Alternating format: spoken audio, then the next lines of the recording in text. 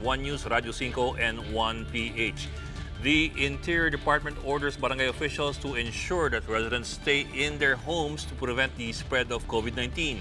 Interior Secretary Eduardo Año says that community-based transmissions can be stopped if people stay in their homes. Año adds that barangay officials must lead in the enforcement of strict home quarantine. He also reminds barangay authorities to ensure that only one family member will be allowed to go outside to buy basic necessities. The Interior Secretary warns that barangay officials may face charges for failing to perform their responsibilities under the state of public health emergency.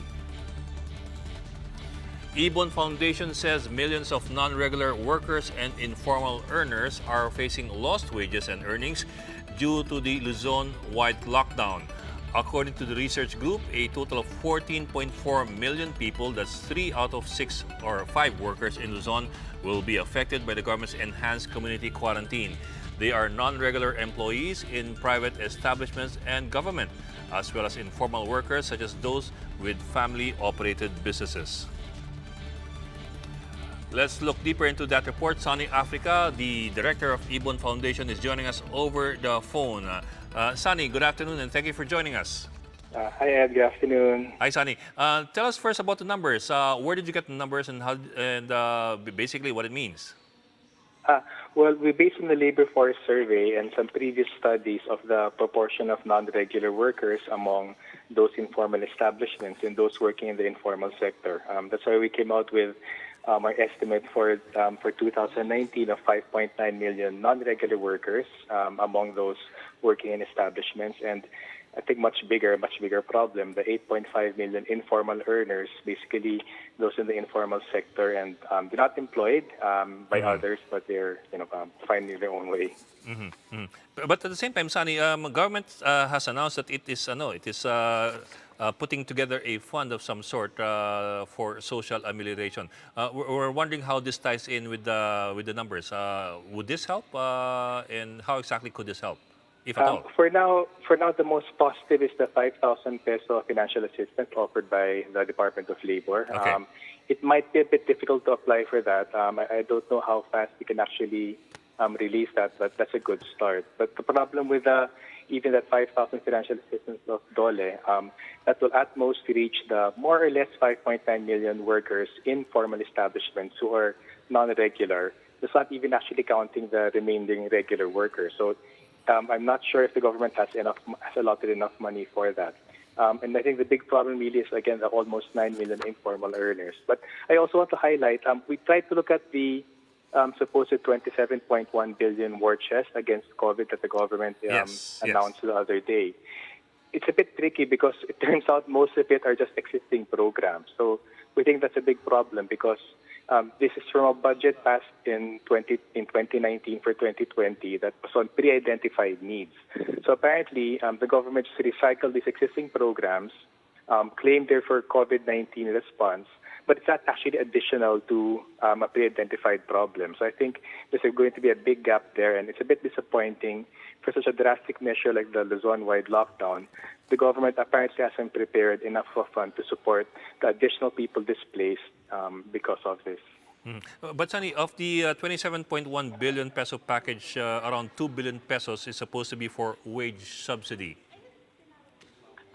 But exactly, that's a problem. That's a pre-existing program by the DOLE even before COVID-19. So our presumption here is that that 2 billion fund was allotted for priorly existing problems by the Department of Labor. So there was no consideration of the additional displaced and dislocated workers because of the lockdown. And I think that's where the big gap lies. So I think it's a bit disingenuous for the government to repackage existing programs, say this is a COVID-19/lockdown response, but it's not actually new and additional. So I think that's where the big gap right now in the response is.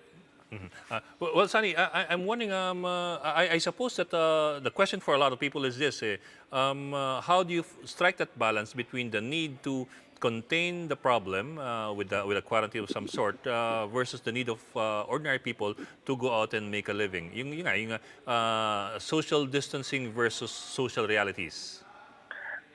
Well, I think it's actually a quite straightforward issue here. Clearly, there's a a priority to arrest the spread of the virus. I mean, that will preempt any problems down the line. But the thing is, stopping the virus shouldn't be at the expense of spreading poverty in the country. I think if the government from the get-go realized that most Filipino workers and informal sector earners are in vulnerable positions, the lockdown should have been actually implemented with them in mind. Meaning, just two quick examples. They should have actually required workers, and there are constitutional provisions actually that the use of property has a social function, the government can step in. The government from the get-go, instead of asking for a voluntary response from employers, could have said, please freeze employment status, no retrenchments. If you shut down, you actually have to give the complete continuous pay for all the workers for the whole month of the lockdown. Secondly, the government has a mechanism actually for giving unconditional cash transfers. When the train law was passed a couple of years ago, they supposedly had a scheme to give unconditional cash transfers to the country's poorest 10 million families, including the poorest families in Luzon. Again, that's an automatic mechanism. They could have relied on budget or asked for a supplementary budget to give 5 or 10,000 pesos unconditional cash transfer to the affected families. So I think it's that sort of quick response, I think, to make sure that arresting the spread of the virus, the burden of adjustment shouldn't be put on the vulnerable people. Households generally have no savings, especially among the poorest segment. We have data for the combined profits of Luzon-wide establishments. They have almost 2 trillion pesos in profits as of 2017, just for that 1 year. And the government has a huge, 4 trillion budget. They can really align maybe 100, 200 billion pesos for cash transfers. Not easy, but I think that's a matter of, it's an emergency situation. You have to get your priorities sorted out. Okay. Sunny Africa, Director of IBON Foundation. Maraming salamat, Sunny Africa, for joining us. At least 4 barangays in Quezon City have been placed under extreme lockdown due to the COVID-19 threat. Mayor Joy Belmonte says these areas include the barangays of Tandang Sora, Kalusugan, Matandang Balara, and Payatas. Belmonte confirms that there are already 29 confirmed cases of COVID-19 in Quezon City. For more details, let's listen in on the ongoing press conference in Quezon City. Napakagaling na mayor, bagamat meron ding nagbabas. Baka hindi ko na nga binabasa. Ganun talaga, Mayor. Siyempre meron tayong mga kalaban na But ito po ay hindi nakakatulong. Bagkus sana po ay makipagtulungan tayo. For all you know, Quezon City is very vital. Ito po yung pinakamalaking syudad dito sa Metro Manila. And then andito rin po yung ating mga malalaking agencies. Even the House of Representatives nandito, ang headquarters ng PNP, headquarters ng Armed Forces, other agencies po nandito sa Quezon City. Mahalaga po itong Quezon City aside from the biggest city. So ang sa akin po sana pakiusap sa mga tao, kung ano man po ang hakbang na ginagawa ng Quezon City, kami po ay sumusuporta sa pamumuno ni Secretary Anyo. The mayor here is making hard decisions. And whatever it is, this is for the good of the citizens of Quezon City. And we want Quezon City to be the model. Marami na pong ginawa ang Quezon City na naging modelo siya. Ngayon po, itong hakbang na ito ay sana ma-emulate din kung ang ibang lugar ay gagawa rin ng ganitong hakbangin. So we want the full support of the citizens. Thank you very much. Thank you very much, Justice Florese. Yan, sinasabi na ng DILG na tayo po ay magbayanihan, magtulungan tayo. Okay, the floor is open now for the Q&A. Cite your name, your publication, and then your question. Yung magtatanong po, dito lang po, and then sabihin niyo lang po kung yung cite your name and the publication, your question from the Mayor, hi. Salima panelists. Refran of GMA7. Mayor, para lang po clear, kasi medyo nag-jump na po tayo. So, meron po tayo extreme enhanced community quarantine dun po mismo sa bahay ng positive cases. Tama po ba? Yes. Si Sir Mike, okay. Sige. Yes, yung sa resident address mismo, yung tinatawag natin yung hot zone. And then we identified another 500 meter radius sa warm zone. So yun po ang ating kasama din po ang strict monitoring and surveillance sa Sa radius na po na yon. Ano pong ibig sabihin, sir, ng strict monitoring and surveillance dun sa 500 meters na mga residente na katabi ng mismong hot zone po? Sila po ba ay makakalabas-masok o hindi na po? Well, ini-encourage natin na wala nang lumabas, no? But dun sa warm zone, of course, there are some of the people who wants to buy something na paggalingan food or water supply, then they will have to pass by our quarantine, our checkpoints din para magpaalam. Pero yung sa bahay na hot zone, wala talagang labasan yon, yung sa residente. Pero yung sa warm zone, we have to really control that kasi ang ayaw natin, people are roaming the streets, lalo na yung mga hindi naman kailangan lumabas. Dapat wag na pong lumabas. Okay. Sir, and then you were mentioned kanina na meron po tayong quarantine areas in Barangay Kalusugan. Isasara po natin yung E. Rodriguez, correct? Ganun po ba yung Opo, yung portion ng E. Rodriguez sa may St. Luke's. Opo. So, yung mga residente po, kasi ito lang po yung tanong ng tao, makakalabas ba kami o kami ba ay, kasi sorry, nagamit kasi ni Sir kanina yung term na lockdown. Ano po ba yung ibig sabihin po dun sa mga residente po, dun sa area po ng St. Luke's? Well, dadaan sila sa checkpoint, no? And then may screening doon. So, kukuhanan din sila ng mga information. Siyempre, yung temperature check, the usual that when you pass through a checkpoint, no? Siguro, dapat i-explain din ni General yung paano. And then, if valid po yung kanilang reason to go out, then nasa discretion na po ng Quezon City Police District. Thank you, sir. Yung area na in-identify na hot zone, yun yung mga PUI under quarantine. Hindi sila pwedeng lumabas. May maghatid lang ng pagkain sa kanila na i-designate ng LGU. At walang contact yun. Iiwan lang, may pick up. Yung sa warm zone naman, under monitoring din po lahat ng mga persons doon. So, pag lumabas sila, yung allowed lang na per one family isa, i-check pa rin sila sa thermal scanner, tapos pagbalik, ganun din. So, hindi sila pwede basta-basta makalabas. Sir, sorry kasi you mentioned kanina Barangay Bagong Silangan. May mention kayo. Is that part of any... Ibang naman po yun. Iba dito sa Kalusugan po yun. It's... Parkwood subdivision po yun. Is it part of a heightened community quarantine? Kasi hindi po siya na-mention kanina. Isa rin po siya na i-monitor natin at i-lockdown din yung subdivision. Yung, sorry, one more time, sir. Parkwood subdivision. Thank you, sir. Sige, thank you. Thank you. Next. Magandang tanghali po. Shara Zambrana po from ABS-CBN. Mga sir, kakalaruin ko po, iba po itong pinapangalanan natin na extreme enhanced community quarantine dun sa residences versus yung mga hakbangin natin sa paligid ng mga ospital sa Quezon City. Tama po ba yun? Yung sinasabi nating sa hot zone, yun po yung sinasabi nating extreme enhanced talagang community quarantine. No? Wala na pong labasan yon. Yan yung mga bahay kung yes. saan yung mga kaso. Yung treatment natin sa hospital, we call it a facility quarantine as well. Naman, magkaiba po yun. No?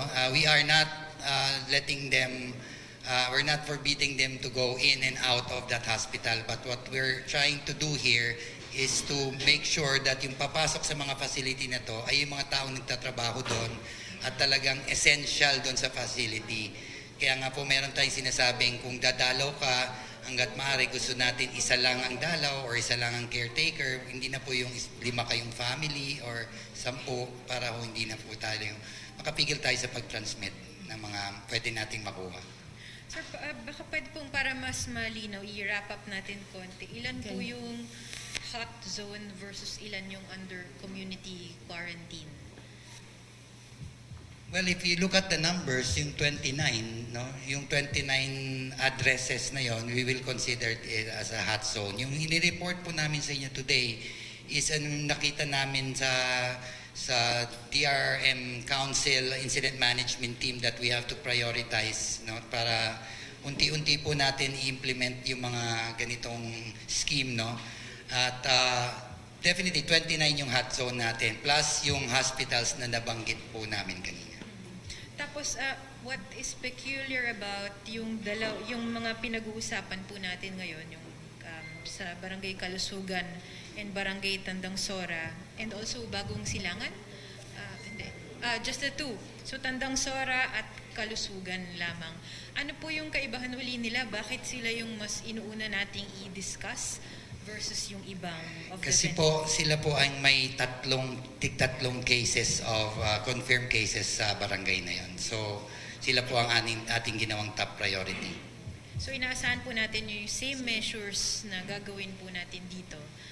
In a matter of days, mangyayari din doon sa ibang mga confirmed, sa bahay ng ibang confirmed cases. Yeah, we will implement this starting tomorrow at 6 a.m. po. So, All 29. yung pong munang dalawang natin na may tatlong cases. Okay. So, ito pong, pasensya na po, ayoko kasing magkamali talaga kasi maraming fear na kumakalat talaga ngayon. Ito pong mga, sabi na nabanggit ni Didi na gated communities po ito. Ibig sabihin ba nito, within the compound of the subdivisions lamang itong strict surveillance and monitoring? O pag lumagpas ba yung 500-meter radius dun sa compound na yun ay kasama pa rin po sila? Ayon sa nakita natin kanina sa screen, naka-enclose yan ng feed. So, within the gate, lang tayo sa subdivision. So, yung 500 meters, kung may bakod naman doon, so, maglagay na lang tayo doon na magbantay na walang tatalon sa bakod. So, hindi na siya considered na bibilangin din natin siya papunta doon kasi hindi wala naman silang labasan na. Yung dito na lang na nakatira sa open space pa. Sir, kasi yung sana nakababa pa din yung screen. Kung kabisado niyo po yung mga kalsada, dito naman sa facility quarantine na isasara po natin o lilimatahan yung pagkilos, baka pwede po nating pangalanan ngayon para yung recall po ng tao. So far, yung sa A. Rodriguez, sa may St. Luke's, yun po yung East Avenue. Yun po yung iano natin. Buong kahabaan po ng East Avenue. BIR Road. At yung sa E-Road po, ano po yung mga hangganan ng closure? Trinity College. From Trinity College Hanggang sa stoplight po ng mga McDo at saka KFC. Yan. Yan lang. Quezon City. So hindi po buong, nililinaw lang po namin, hindi po buong buong E. Rodriguez ang sarado at hindi rin po buong East Avenue. So from Elliptical to BIR Road lang si East Avenue. Okay. Ito po, pasensya na.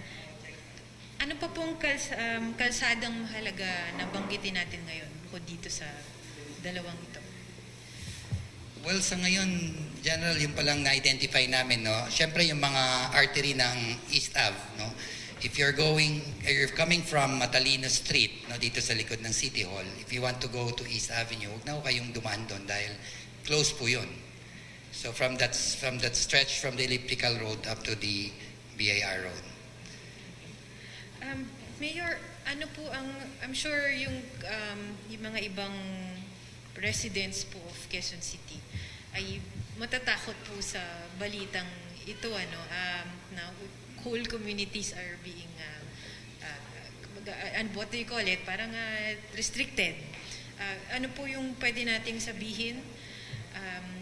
Ano bang level ng pagka-alarma at pagka-vigilant na dapat ang gawin ng mga taga Quezon City ngayon?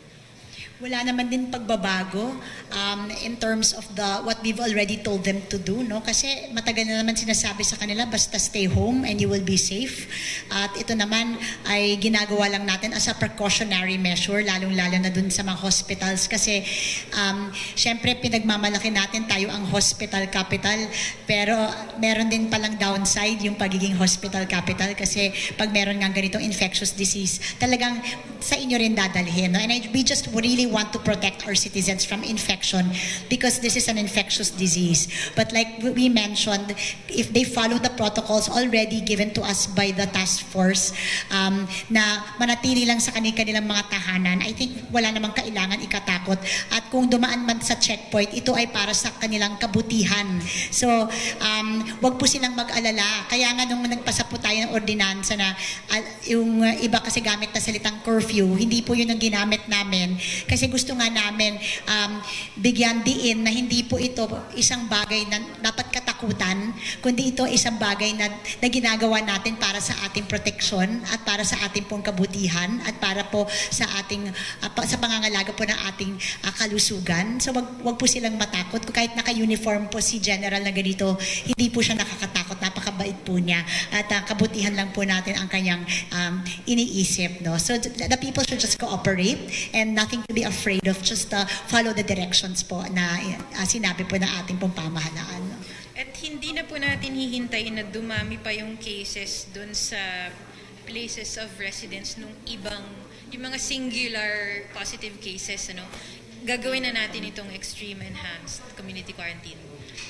As it Lang is. muna, diba? We're just heightening kasi tagi-isa lang naman yung mga kaso nila at kaya ko sila inanyayahan yung mapunong barangay natin na may tagi-isang kaso kasi marami pa tayong nababalitaan, not necessarily in their barangays. I know these kapitans very well and they're very good kapitans, no? But in general, marami pa rin tayong nababalitaan na kung saan ay patuloy pa rin lumalakbay yung mga tao, lumalabas ng tahanan, namamasada yung mga tricycle at siguro hindi pa nila gaano siguro na internalize yung pagiging serious ng sakit na ito at siguro kailangan lang natin ipaalala sa atin pong mga punong barangay na kailangan po talaga nilang gawin ang mga tungkulin nila bilang barangay captains na pangalagaan ng kanilang mga mamamayan, siguraduhin sumunod sa mga patakaran. Bagamat hindi tayo sanay na nakakulong sa bahay, kailangan talaga nilang gawin ito. At katulad ng protocols din natin, di ba, kung na matagal nang ini-implement, trinain natin sila. No? So kung meron taong under quarantine na kailangan talaga, although everyone now is under quarantine, pero kung may kailangan na binabantayan dahil may contact yung tao, ay kailangan talaga siguraduhin niyang hindi lalabas. Kung lumabas, pwede niyang hulihin, pabalikin, at kung labas na labas, pwede nga niyang ipatawag ang pulis. Ganyan po tayo kaseryoso na siguraduhin hindi kumalat po ang sakit. No? And so, I would just like to take the opportunity to remind our punong barangays to please, meron na kayong tagi-isang kaso, sana manatiling isa at sana next week gumaling na rin ang inyong mga kaso at matanggal na po sa listahan natin. Yun ang aking pangarap para po sa inyo. Ma'am, huling question lang po, medyo sa bigger picture po ng buong Quezon City. Well, ito rin naman po yung tanong do sa lahat ng under quarantine. Ano? Paano po sa bilang LGU, paano po natin i-implement realistically yung social distancing sa slum areas kung saan limitado naman talaga ang space, whether dun sa kalsada mismo o mismong dun sa mga households. Meron na po ba tayong solusyon sa ganong problema? Si Sir Floresa, you can answer that better, no? Paano i-maintaining social distancing? I don't know if you can still hear me with the... Yes, sir. Ang social distancing naman is to be observed by everybody. Kahit sang area, be it in the slum areas or dito sa syudad. So, it's a matter of a personal or individual responsibility. No? Meron naman tayong guidelines, may binigay na guidelines ang DOH, ang DILG na dapat sumunod tayo. Simple lang naman yun. 1 meter apart would be okay. Yes, sir. We understand the personal responsibility. No? Pero meron nga po talaga kasing mga ibang lugar, ibang komunidad who do not have the luxury to stay 1 meter apart, di ba po, Mayor? Yung talagang, yung mga nasa impoverished areas po, sa mga informal settler communities. Nakakapag-interview po kami na gusto nga nilang sumunod, pero paano? Kahit sa bahay namin ay halos patong-patong na kami sa sikip. So, they don't have answers, so I was wondering maybe the LGU does. Of course, the long-term problem that I wish our predecessors had worked on was housing, really. actually. Kasi yan talagang solusyon ng napakaraming problema natin. No? But given the situation has occurred before or bago natin na ipatupad ang ating pabahay na programa, ang pinakapayo ko lang siguro is just stay home. At least yung mga pamilya mo lang yung kasama mo at hindi ka kung if ever nagkaroon ka ng contact somewhere, ay sarili mo lang yun, tsaka your immediate family. And then just be very vigilant kung may nararamdaman ka. Medyo mas siguro mas masusi mong babalitain yung nararamdaman mo sa mga health centers natin, no? So be more conscious na lang, no? That when you feel something, agad-agad try to get attention professionally. Yan lang siguro ang aking payo sa mga nakatira dyan. But I would also like to stress na natutuwa ako dahil nung tinitignan ko talaga yung listahan, kasi yung pinaka-fear ko talaga ay umabot talaga yung virus sa urban poor areas natin. Kasi talagang para sa aking disastrous talaga yun dahil nga sa binanggit mong napakalapit ng kanilang mga tahanan sa isa't isa. At ngayon napansin ko na kahit doon sa maakala kong urban poor areas katulad nga ng Bagong Silangan, hindi naman pala siya urban poor, nasa subdivision pa rin siya, no? Pati yung mga inaakala nating maaring like katulad ng Matandang Balara, ano yan, medyo urban poor din yon, pero nandun naman yung sakit sa isang exclusive subdivision. So kahit papaano, we have managed to maintain or prevent the disease from affecting our urban poor populations in the bigger picture, no? Although I think baka sa Kalusugan may yung isa doktor pero hindi ko alam yung dalawa, hindi ko napupuntahan. He's the punong barangay, by the way, of Barangay Kalusugan. Kap Rabanalan, you can interview him, and Kap Ulanday for the other things they intend to do, no, to protect their barangays. But we are trying now our best to ensure preventive measures and precautionary measures in the urban poor areas talaga. Okay. Sandali lang for the benefit of the media. Mamaya, we will give you the copy of the Xerox ng report ni Ma'am Joy. Yung 29, yung list, yung mga areas na may cases, bibigyan namin kayo ng copy afterwards. And to make clear yung issues regarding ng babantayan ng mga Quezon City Police personnel tomorrow 6 a.m., may clarification or may ano lang sasabihin si Director Montejo. Yes, ma'am. Thank you.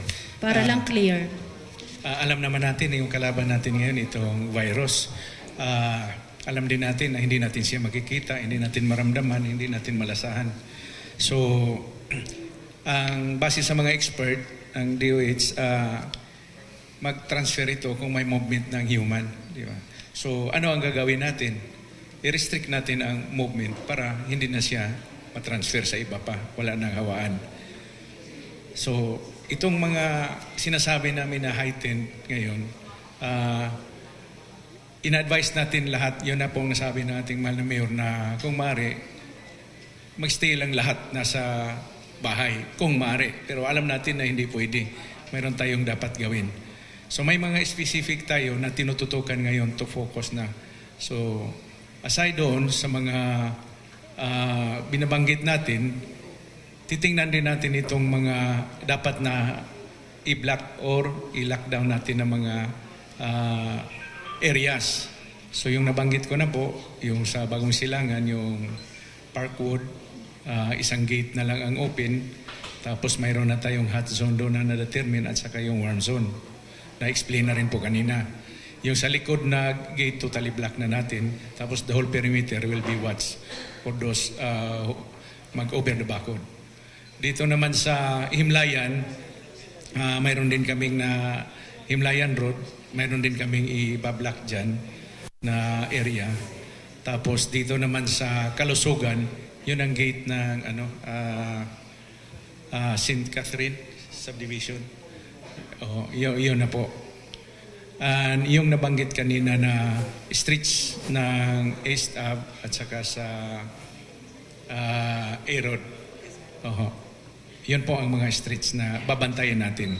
So lahat ng dumadaan doon, talagang ititirmal scan natin. Pero hindi sila lahat authorized din dumaan. Yung bibili lang ng pagkain. Lalo na yung galing sa warm zone. Pero yung hot zone, totally, doon lang talaga sila sa area. Okay, thank you very much, Director Montejo. Next. Sir Mike, Glenn Wego, DSCBB. Sir, question lang, ano ang dapat malaman ng mga bilang binabanggit ni Mayor na hospital capital tong Quezon City? Ano ang dapat malaman ng mga o ano ang dapat nilang ihanda? Yung mga magtutungo po ng ospital, bibisitahin yung kanilang mga kamag-anak doon, sir, yung mga kaibigan nila. Thank you, sir. Yeah. Siguro Mayor will also add to that naman. Pero ang gusto kasi namin mangyari, kung hindi naman kailangan pumunta talaga ng ospital, ay wag na pong pumunta ng ospital. No? If they stay at home at kung may nararamdaman, di magpagaling muna sa bahay or magpahinga. Pero kung hindi talaga kaya, that's the time. If you show some symptoms na sabi nga namin ni Dr. Rolly, then you have to have yourself checked. No? So, pero ang gusto natin ma-achieve dito is really yung number one, yung social distancing sa community at saka yung staying home. That's the point. And huwag pumunta sa mga nabanggit naming hospital kung wala namang rason, yung talagang malaking reason para pumunta doon. So that's the purpose of putting up checkpoints in the area para ma-screen natin yung sinasabi nga natin essential and non-essential travel, no? At saka people. Pero Sir Mike, hindi naman maiwasan na meron talaga nagbabantay, magpapalitan yung nagbabantay dun sa mahal nila sa buhay, pag ganun, sir. Ano mga dapat nilang malaman? May ID ba? Ganun? Paano po ba? May EO po kaming na issue, ma'am. Pinapakuha lang natin yung we'll give you a copy. Siguro, meron kasing isang insidente, I guess you all know about it, yung sa heart center. Dahil binanggit din sa akin ng isang reporter yan kahapon sa radio interview, na may mga PUIs talaga sa heart center, tapos marami sa mga health workers nila ay naka-quarantine na, tapos may isa yatang or dalawa yung nabawian ng buhay, no. So last Saturday, medyo nabahala ako. Malagi akong nababahala, no. So yun ang isang, ewan ko kung good or bad trait ko. Pero nagpatawag kaagad ako ng meeting because as you know, the heart center is one of our jewels and our assets, pero katabi rin siya ng City Hall, no. Kaya napakalapit niya sa City Hall at we share restaurants. Minsan yung mga empleyado ng City Hall kumakain sa heart center, etc. So gusto ko sana magkaroon na ng measures para mapangalagaan yung mga iba't ibang mga mamamayan from infection, no, doon sa mga nasa heart center. So we came out with a memorandum circular, and this is going to be distributed to you. Ito ang salient features na ito na pinagkasunduan naman namin ng Heart Center, ng RD, ng Department of Health at ng City Government. So, can I read the whole?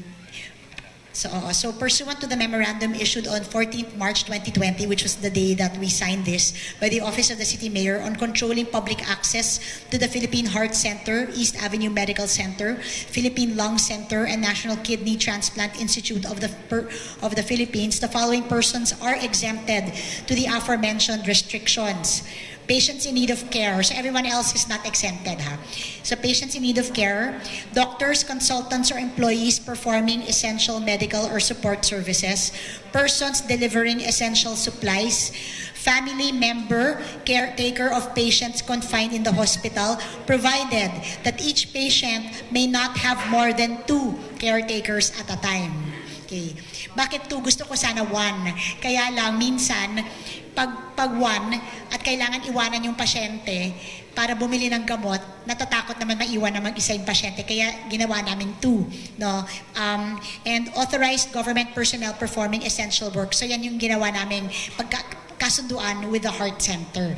Now, today, given the need for us to do heightened enhanced community quarantine in that particular area of East Avenue, I would like sana to be able to share with you rin yung mga policies pertaining to even ano mangyayari sa hospitals. No? Kasi ideally sana wala nang lalabas, wala nang papasok. Yun yung sana gusto namin. No? But then, because these are DOH hospitals, syempre under the jurisdiction of the DOH, at alam naman natin na yung DOH talaga ang on top of this whole situation, may kasalukuyang pagpupulong ang City Health Department natin kasama ang mga iba't ibang DOH hospitals, hindi lang po yung heart center pero yung kidney center tsaka lung center at pati na rin yung East Avenue Medical Center at Quirino Memorial para magkaroon pa ng mas masusi pa, mas madiin pa na mga polisiya para siguraduhin maging ligtas yung mga tao na nasa labas ng mga ospital sa mga impeksyon na maaaring kumalat, no, kung hindi maingat ang hospital. So, we cannot present to you yung pinagkasundo. Hindi sila nagkasundo before the press con. So, hopefully, pag nagkasundo sila, meron ulit kaming ibabalita sa media. Thank you. Thank you, Mayor. Okay, next. Joe Malapas po from mga inquirer. Sir, tanong ko lang, dun sa may barangay Kalusugan sa Tandang Sora, ilang pamilya, ilang bahay yung madadamay dun if ever na isara natin yung lugar? Question for Mr. Marasigan. Medyo specific, we have to get back on you on that. Check lang namin yung within the 500-meter radius. Kasi ang nakikita ko kasing very affected dyan, yung bahay lang nung may confirmed case. But dun sa warm zone, makakaikot naman sila pero they have to have a good reason. We'll get back on you on that, sir, yung sa number of families sa Tandang Sora and Kalusugan. Hindi may iwasan, Mayor, na possibly magkaroon ng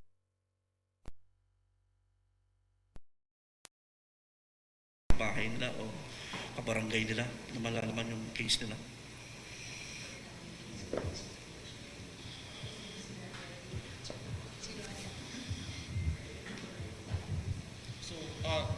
Totoo, no, nagkakaroon tayo ng stigma dun sa mga nagkakaroon ng COVID-19 natin. So isang pinaplano ng pamahalaang lokal ng Quezon City is magkaroon ng psychosocial intervention at the moment, no.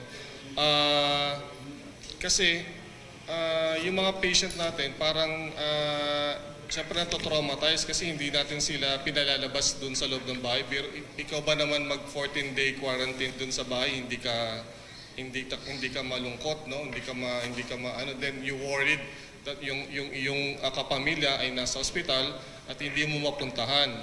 So those are the things na kailangan natin i-address later on para mabigyan sila ng psychosocial intervention. So importante po yun kasi hindi pa natin sila pwedeng lapitan ngayon kasi nga they are on quarantine. So ang pinapakiusap namin dun sa pagka kami pumupunta dun sa mga bahay-bahay nito katulad sa mga ating mga barangay officials, hayaan lang natin silang naka-quarantine doon. Wag natin silang istorbohin, wag natin silang i-bash sa social media. Kasi ganoon minsan pinipicturean yung bahay tapos pinopost dun sa social media. Ito yung bahay na may COVID, ganoon na. Tapos everybody is afraid already to go there, parang ganoon. So yun sana pinapakiusap natin na wag natin gawin yun. And then yun nga, later on magkakaroon tayo mga psychosocial intervention sa mga affected families of COVID-19. Pwede bang kasuhan, if ever, yung mga magpipicture ng bahay na may case ng COVID-19? Yung legal na ay hindi ko na po jurisdiction, no? Pero yun nga, yun sana yung iniiwasan na natin at this extreme situation. Pinapakiusap na sana lahat ng cooperation ng mga mamamayan sa Quezon City na iwasan natin yung mga ganun. Makiisa tayo sa gusto ng pamahalaan ng Quezon City para matigil natin yung transmission ng HIV. Baka hindi yung virus ang ikamatay yung mga ng tao doon, but sa sobrang depression, no? Dahil sa pagbabash natin sa social media sa kanila. Mayor, nabanggit po kanina na 400,000 families yung susuplayan ng pagkain. Kailan magsisimula, Mayor, yung pagbibigay natin? Kasi marami mga kababayan natin na umaapila na in social media na nagugutom na raw sila kasi hindi sila makabiyahe, particularly yung mga tricycle driver, yung mga trabaho nasa labas ng Quezon City. katulad ng nabanggit ko earlier, ang skema na amin pong napagkasunduan ng hepe ng BCRD o Barangay and Community Relations Office natin ay sa itong linggong ito at ngayon ay Miyerkules na hanggang Sabado o Linggo, no, ang barangay muna ang sasagot ng pagkain ng mga mamamayan na nawalan ng pangkabuhayan o apektado ng community quarantine ng COVID-19, no? So barangay muna, meron po silang quick response fund. Alam ko hirap din sila, alam ko hirap din kayo. Kung kaya't lahat ay ginagawa ng lungsod para matulungan po ang ating mga barangay na halimbawa makakuha ng supplies sa mga groceries kasi ngayon ay niraration na dahil iniiwasan na yung panic buying. So minsan yung barangay mismo ay niraration na rin na 2 alcohol lang, etc.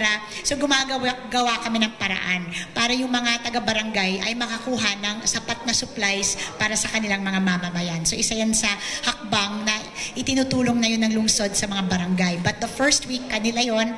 Week 2 and 3, lungsod Quezon na po yan using our quick response fund.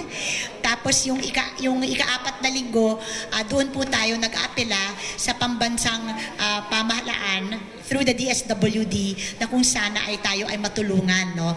Pero kung masyado ring mataas yung bilang, kasi talagang ito naman ang mataas talaga ang bilang na lungsod, ay tayo naman ay nag-aapela rin ng tulong mula sa pribadong sektor na kung maaari ay sila rin ay tumulong sa atin kahit anong uri ng tulong in goods or in cash para lang mabigyan natin ng sapat na pagkain ng ating po mga mamamayan ay tinatanggap po ng lungsod Quezon at inaapela po namin yun sa private sector.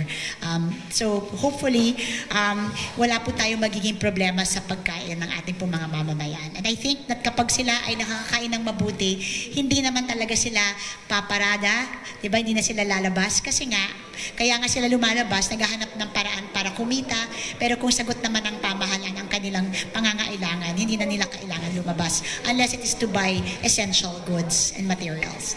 Pupunta lang po sila sa mga barangay nila para i-submit nila sarili nila. Well, hindi ko alam yung scheme of distribution ng barangay. Alam ko yung DSWD may sarili rin silang distribution system. Sa city government, yung aming gustong gawin ay house to house na. Para hindi na lalabas yung pamilya galing sa kanilang tahanan, iisa-isahin na lang po namin yung tahanan. No? Kasama syempre ng mga opisyalis ng pamahalaan, ng barangay po. Salamat, Mayor. Mayor Joanna po from UNTV. Ma'am, marami po kasing nagtatanong regarding dun sa waste collection po sa Quezon City kasi parang simula nung magpa-implement ng community quarantine, medyo may mga area po na hindi na raw po nakakolekta yung basura po nila. Actually, wala naman dapat pagbabago It should be business as usual sa basura sapagkat ayon nga sa MMDA, bibigyan pa nga ng special lanes ang mga garbage trucks natin para makadaan, para makapunta kaagad sa landfill natin. No? So dapat walang pagbabago sa sistema ng pangongolekta ng basura. Ngayon, ang only pagbabago ay nagkaroon tayo ng tips, nandun yan sa Facebook page natin, kung paano kapag suspected patient ka na, naghatching ka o may flema yung iyong tissue, may mga pwede kang spray sa basura mo para siguradong hindi naman kawawa yung taga-kolekta ng basura at mahawa, no? Bagamat ngayon ay stricto na rin nating ini-implementa na kailangan lahat po ng ating pong garbage collectors ay nakasuot na ng protective equipment para ligtas sila sa pagkahawa sa sakit na ito. But it should be business as usual. Kung meron pong nakakaranas ng hindi nakokolekta ng mabuti ang kanilang basura, pwede po silang tumawag sa hotline 122 at pwede po nilang isumbong ito at atin pong agad-agad ito tutugunan. Ma'am, another question po, regarding po sa pagpa-practice ng social distancing. Like sa Balintawak Market, ma'am, paano natin ini-implement yung social distancing doon? And also, yung mga tricycle ba is operational pa rin within Quezon City? And how do we practice po yung social distancing doon? You know, it's a very difficult thing to implement, no? Kasi tayong mga Pilipino are very touchy-feely people and we really live in a very congested city. napakahirap i-implementahin talaga yung social distancing. So, ang ginagawa po natin, ang ngayon pati traffic enforcers na po natin. Kung napansin ninyo, dun isang araw, nagkaroon ng gulo, di ba, sa pagsakay at nagkaroon ng masikip, no, congestion. So, naging conscious po kami dyan at nakipag-meeting, actually nakipagpulong sa aming Task Force Traffic and Transportation Management na at sa ating pong MDAD din, no, ibang ahensya. What is the other one? Tricycle? Pero wala na ngayon sila, no? So, kailangan yung traffic enforcer mismo, hindi lang ngayon nagmamanage ng traffic. Kailangan pati yung mga taong bayan, kailangan na rin yung siguraduhin nagme-maintain sila ng social distance. Pero of course, hindi na yan ngayon problema kasi wala na nga tao dapat sa kalsada. Dahil, ayon nga kay Secretary Anyo, nung pinasa po lahat ng mga sanggunian ng Metro Manila yung curfew hours or dito ay public safety hours, sinabi niya, isa walang bahala na yan. Kasi ngayon, curfew is 24 hours. No? So, ang TODA po dito ay hindi rin po natin pinapahintulutan pumasada or maghanap buhay. Wala po. Ang Quezon City po, lahat po ng patakaran ng task force na ibinaba po, sinusundan po lahat ng Quezon City. All of the guidelines given to us. Hi, Mayor, Okay, next. gentlemen. Alan po from PTV. Ma'am, kanina may na-interview kaming mga staff ng isang mall. So, dahil wala silang masakyan, importante kasi ngayon na bukas yung mga supermarkets. Wala silang masakyan, di nila alam paano makakapasok sa supermarket. Paano po o ano po yung inyong ginagawa ng PC government para at least kahit yung mga staff lang ng mga supermarket ay tiyak na makapasok sa mga supermarkets? Well, isa sa pwedeng isuggest namin, no? Una, yung mga barangay natin may mga sasakyan yan.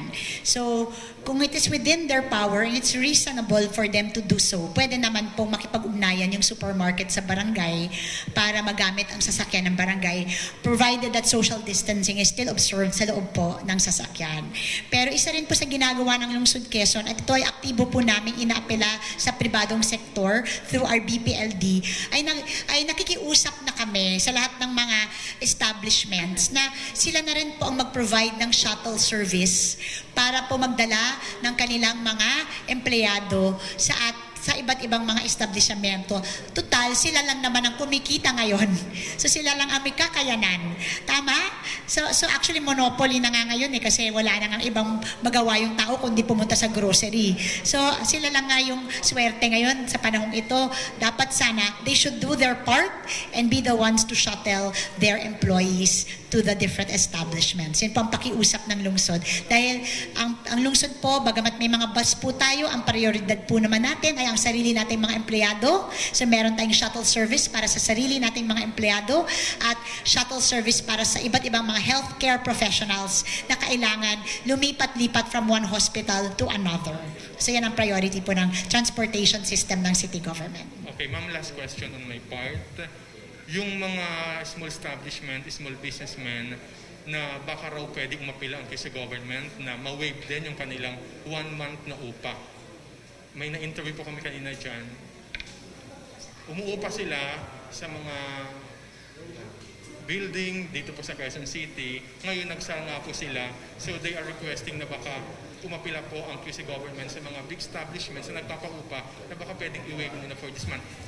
I believe ganun po ang ginawa ng Manila City. Alam ko may policy dyan ng national government na guidelines, no, patungkol sa upa.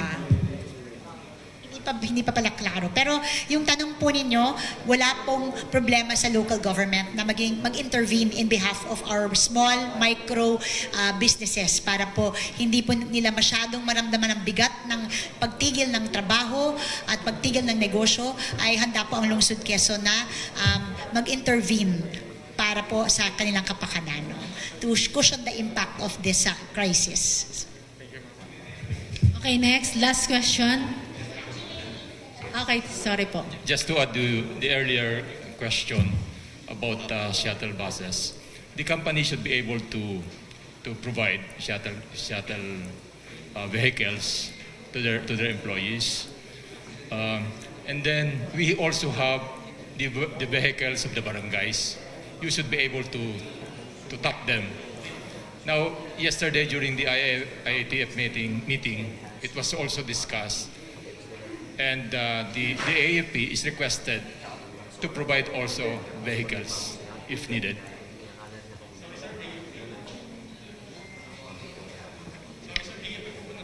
Yes, the AFP as well as the PNP. DK Sarate po ng DCXL. Sa ibang syudad po, Mandaluyong, Pasig at saka Makati, yung 13-month pay ng mga empleyado ng City Hall, binigay na. Tapos sagot pa raw po yung isang buwan nilang sahod, kahit di sila pumapasok. Sa Quezon City po, ano po yung plano?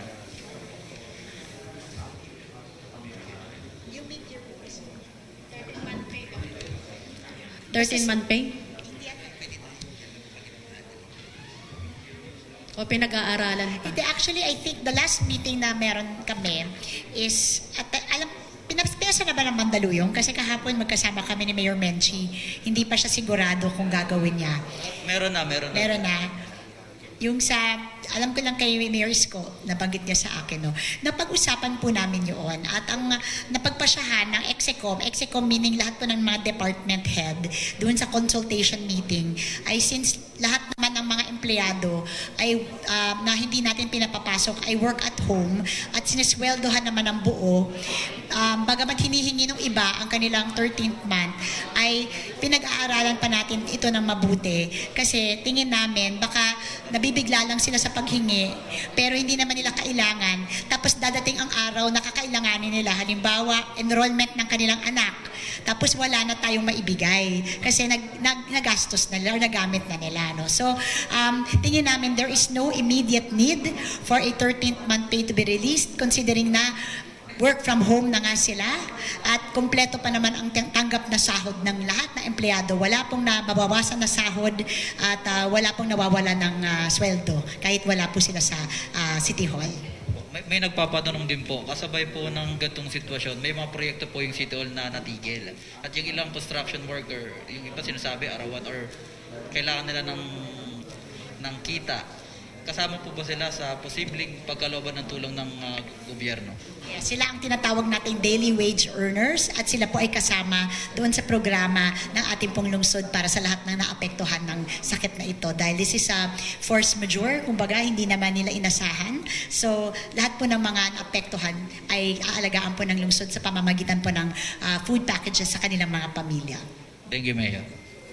Okay, last question from Val Gonzalez. Mayor, good afternoon. Yung binanggit ho ninyo kanina, gusto ko lang hong maliwanagan, yung isa dun sa intervention na gagawin or ginagawa na ninyo, yung magrenta ng mga hotel, magrenta ng, room po sa isang hotel o buong hotel? Kasi kung room lang ng hotel, kung may titirang iba dun sa kwarto, madadamay. Paano po yan? Pakiliwanag, Mayor. Well, una may policy na inalabas ang ating pong task force kung saan hindi na po dapat tumatanggap ng bagong bookings, no? O bagong bisita ang mga hotel, no? Yung mga nandiyan na sa hotel ay pwedeng manatili hanggang sa matapos ang kanilang duration ng pagbisita nila, pero pag alis nila, hindi na pwedeng tumanggap ng bagong bisita ang hotel. At ang layunin niya na eventually sasara yung hotel muna kasi congregation area din naman yung hotel, source of exchange of virus, etc. Pero itong hotel naman na nahanap namin, of course, walang ibang occupant, no? Ito yung mga hotel na zero ang occupancy dahil hindi naman po pwede talagang ipaghalo ang may tao na magaling doon sa may taong PUI. So, hindi po occupied ang mga hotel na ito. Ito po ay partnership ng hotel, ng city government, at maaring kasama rin po namin ang DOH at ang St. Luke's, no? Na nagsama-sama kami upang madagdagan po ang mga pasilidad para po sa mga PUIs na medyo mild lang ang symptoms, no? Kasi gusto po natin na sana mabakante ang mga pwesto sa mga ospital para dun sa mga seryosong kaso. Para yung hindi masyadong seryoso, dun na lang po sa hotel na imo-monitor po ng ating po mga healthcare workers. Saan po ito, Mayor? Saan at ilan po yung capacity ng hotel na plano? Kailan po mag-i-start yan? Kailan mag-check-in na yung isang PUI? So yung hotel para sa PUI, actually marami pong nag-offer, no? Pero nag-eksperimento po muna kami with one. Ito po ay isang 49-room hotel. Hindi po ako at liberty to say yung pangalan ng hotel kasi baka nga mas stigmatize yung hotel at hindi na kayo pumunta dyan, Val, no? So,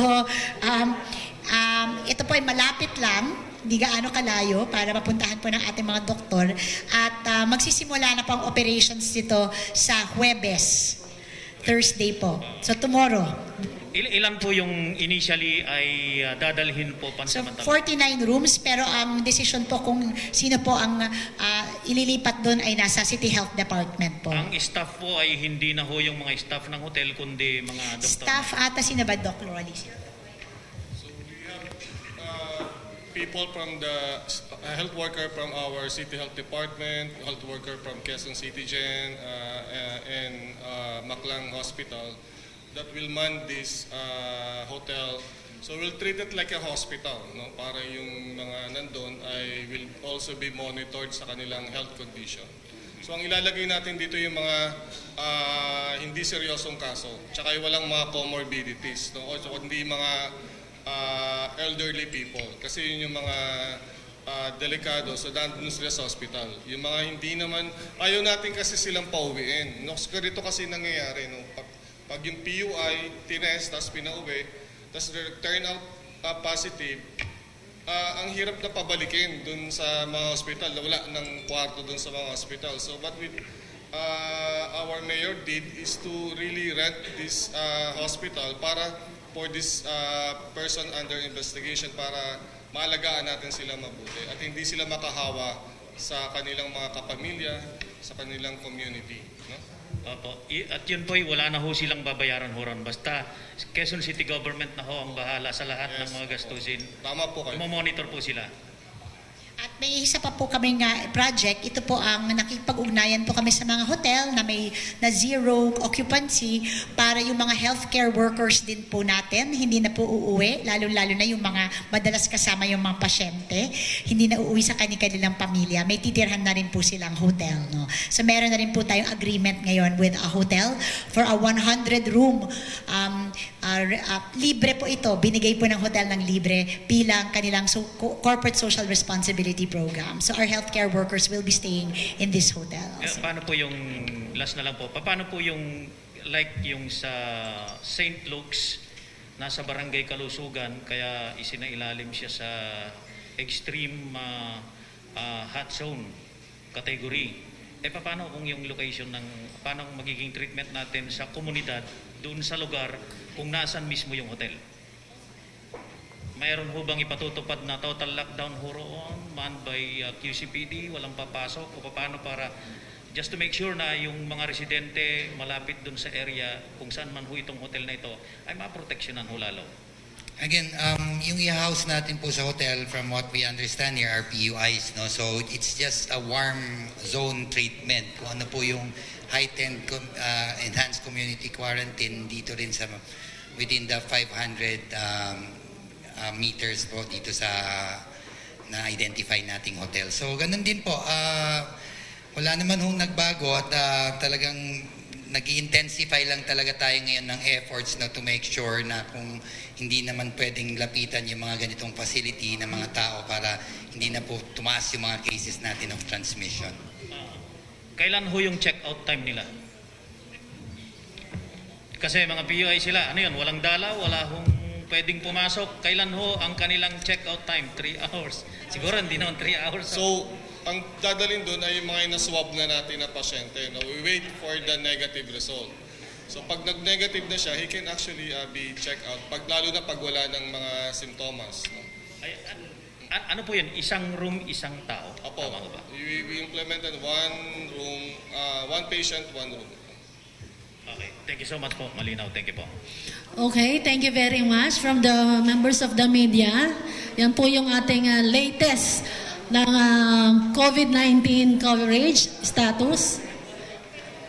We will provide you a copy ng pong 29 areas na positive.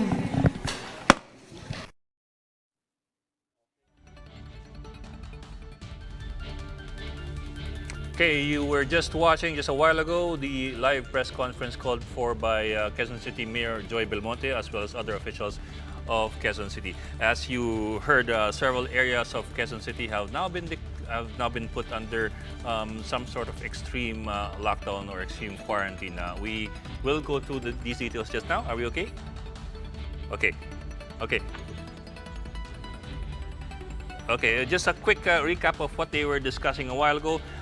Quezon City is home to at least 29 of the confirmed cases of COVID-19 in the country, which I think at this point is around 202, in which case Quezon City accounts for 14.3% of the total number of COVID cases throughout the country. That's a significant number for just one city.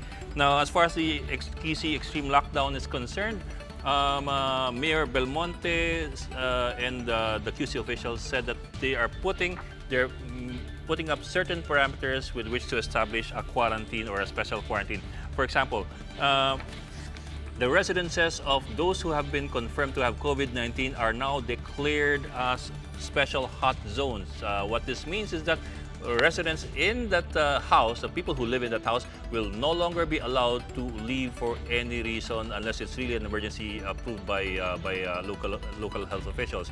But whatever the case is, they will not be allowed to leave the house. Nobody will be allowed to go inside the house. It is declared a hot zone. What this also means is that anything that they need will be brought to them. Anything that they don't need will be taken out of the house by somebody else. So these are now you're now looking at 29 hot zones inside Quezon City. Now, outside of the hot zones, a 500-meter radius around the houses, these hot zones, is now declared a warm zone. So all the other houses, 500-meter radius around the hot zone is now a warm zone. What does that mean?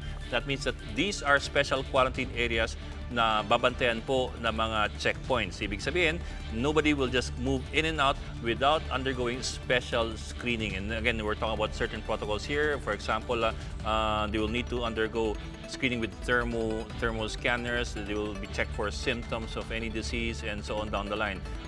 Generally, the same protocols still apply for the people in the warm zone, except that they are under closer monitoring by special checkpoints around the 500-meter radius. So what that means po is that controlled na talaga specifically yung movement in and out of these warm zones by certain checkpoints.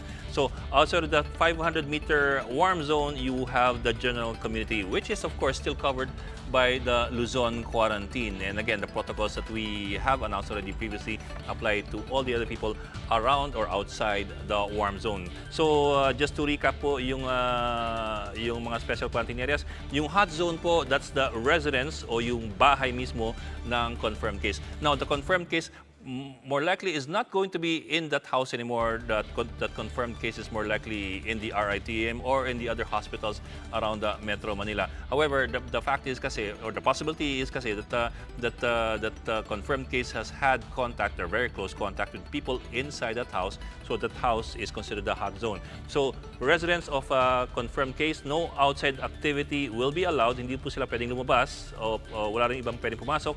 Food and essentials will be delivered to their doorstep by special personnel who are trained to do this without coming into contact with the people inside. And whatever needs to be brought in will be left outside the house for pickup by the people who are inside the house. In other words po, wala talagang physical contact. Now, moving on, yung nasa warm zone, yun po yung 5 meters around the hot zone house. The checkpoints will be put up around these warm zones. These will be controlled areas. Controlled in the sense that may special checkpoints dun sa labas na hindi lang basta-basta makakalabas-masok, hindi kagaya ng kabuuan, for example, ng Metro Manila.